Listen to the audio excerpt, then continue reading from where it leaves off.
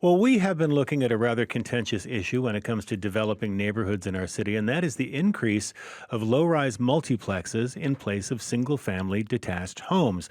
Now, multiplexes are supposed to address the problem of the missing middle, but critics say the aesthetics of these rather boxy structures in some cases are less than appealing. Here's Marissa Thomas, who's involved in a petition to ask the city of Vancouver to revisit its zoning policies when it comes to multiplexes. So this was very much a community effort because we started to see these multiplexes being built in our neighborhoods. And what we were seeing is these massive structures that were really out of proportion to everything else in the neighborhood. So they were going up like 4 stories. They were cutting down all of the trees in the lots, and there were no setbacks. So really the result was people's front and backyards were getting no sunlight and no privacy.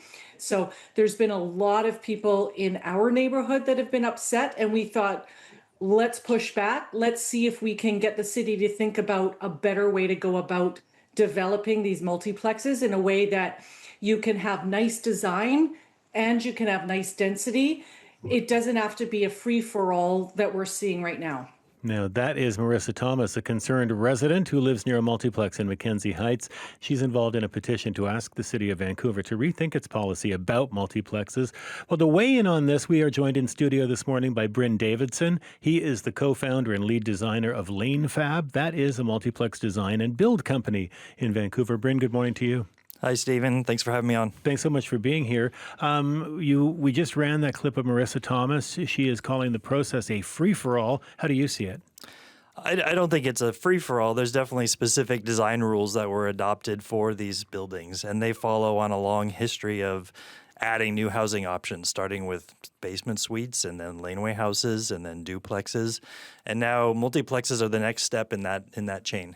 And are there height restrictions on them, or how the problem here seems to be the design that people are opposed to? Yeah, I think part of it is just that they're new. There's something new. And we knew that when something new comes into the neighborhood, people react to that. 15 or 16 years ago, we built some of the first laneway houses on the west side of Vancouver, and we literally had neighbors picketing those laneway house projects with signs marching up and down. A few years later, people were used to them. And then they were saying, hey, maybe I'll build one of these for my kids because my kids can actually have a place to live in this neighborhood. Right. And we've seen, multiplexes before. I mean, you've got heritage homes in Mount Pleasant or some place like that, a 3-story heritage home that gets divided into multiple units and maybe has a laneway house in the back of it. So you've got, 4 units where one house used to stand. How come they appear to be acceptable in some neighborhoods and not others? Part of it is the aesthetics. Part of it's the density. Some people were used to things that kind of look like a house. But once you get to a little bit higher density, you get to something that's more like a small apartment building. Right. So we can't look at that thing and say, hey, this doesn't look like a house. Well, it's not. It's a small apartment building. So we need to judge it by a different standard. Okay. We also need to wait till these things are actually finished.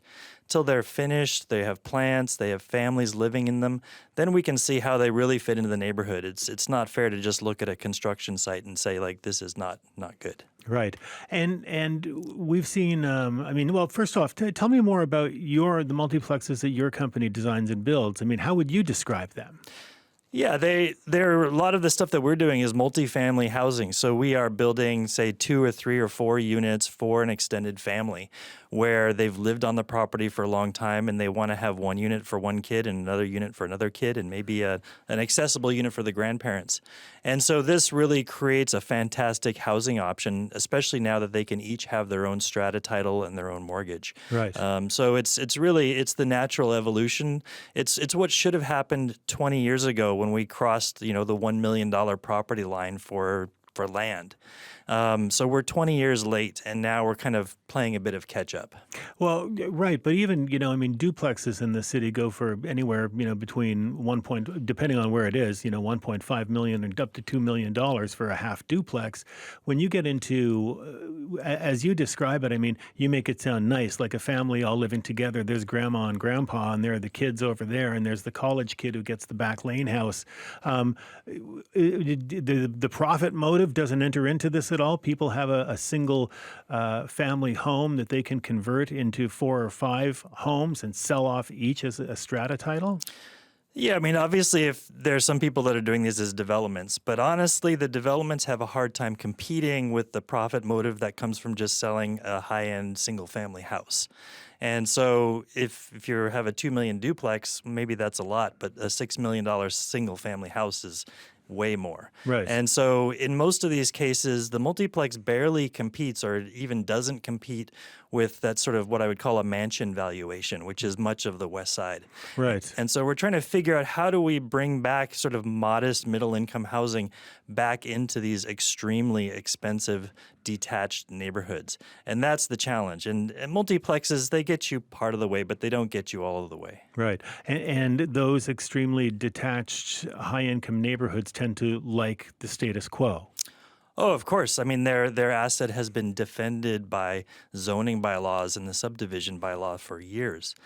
Pretty much ever since in the 70s, you know, the city government at that time downzoned much of the city to protect character. Yeah. And as a result, we got very lovely detached neighborhoods that are also extremely expensive and have very few people in them relative to the rest of the city.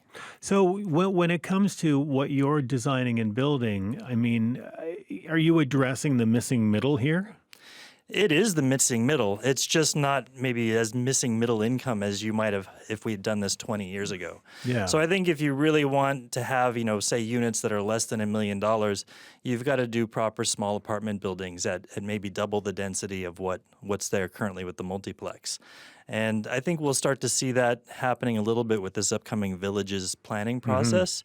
We have been looking at how to build these, you know, small single-stair apartment buildings and bring back that real missing middle. The sort of 6-story wood frame structures that we see so much of. Yeah, maybe they're 4 to 6 stories. Maybe there's something smaller, but yeah, something in that range is what you need to bring back that middle-income housing.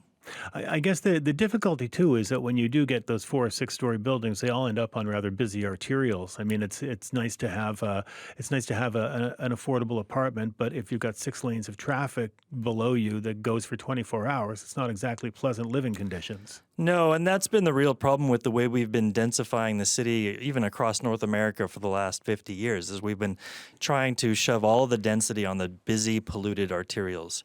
So we really need a different approach where we allow this housing to be on the leafy, quiet streets where the air is cleaner. Now, when we heard Marissa Thomas a moment ago, you know, she said this is a big boxy square building that's casting shadows. All the trees were removed. There are no setbacks. Can you remove all the trees on a property before a development? You can remove the trees if they are in the footprint of the building, but that's the same thing you could do with a single-family house. And this is the stuff that's been happening with single-family houses for years, and it's not really substantially different. We support putting new trees in and protecting the trees on the public land. But the multiplexes, it's important that we allow new housing to come into these neighborhoods. And so the worry about losing privacy and losing sunlight? You know, it's a legitimate concern in some cases, but, you know, if you put in a big house, it also looks over a backyard. Mostly people are just bundling their concerns over change. And so these are the same concerns we heard about laneway houses, which are tiny and in the backyard. Right. And so do you think people will eventually come to accept these? Absolutely. A couple of years from now, these will just be accepted as normal. People will see families living in here, families that wouldn't have had a place to live in these neighborhoods before that. All right. And just one additional question here, and I don't know if you know the answer to it. I'm just curious, does the city use AI now to approve building permits? Not to approve. There is an AI tool that you can use to pre-check your drawings. Right. So it'll actually give us quick feedback like, oh, you're missing this or missing that. Gotcha. But it's not like you're just plugging it in and then your permit comes out the far end. All right. Bryn, thank you so much for coming in. Yeah, thanks for having me. Appreciate it. Bryn Davidson with us in studio, co-founder and lead designer of Lanefab. That's a multiplex design and build company in Vancouver.